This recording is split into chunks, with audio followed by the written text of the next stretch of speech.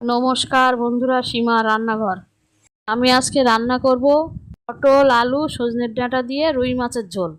সজনের ডাঁটা আলু পটল কেটে ধুয়ে নিলাম, মাছগুলো ধুয়ে নিলাম, লবণ দিলাম, হলুদ দিলাম, মাছের গায়ে মাখিয়ে নিলাম, কড়া বসালাম, সর্ষের তেল দিলাম, তেলটা গরম করে মাছগুলো দিয়ে দিলাম, মাছগুলো দু পিঠ ভেজে নিলাম, মাছগুলো ভেজে তুলে নিলাম, সর্ষের তেল দিলাম, পাঁচ ফোড়ন দিলাম, সবজিগুলো দিয়ে দিলাম, নাড়াচাড়া করে নিলাম, লবণ দিলাম, হলুদ দিলাম, লঙ্কার গুঁড়ো দিলাম, নাড়াচাড়া করে নিলাম, আদা বাটা দিলাম, সর্ষে বাটা দিলাম, জল দিলাম, ফুটে উঠলে জিরের গুঁড়ো দিলাম, আরও কিছুক্ষণ ফুটিয়ে নিলাম, ভেজে রাখা মাছটা দিয়ে দিলাম, ফুটিয়ে নিলাম, রুই মাছের ঝোলটা নামিয়ে নিলাম।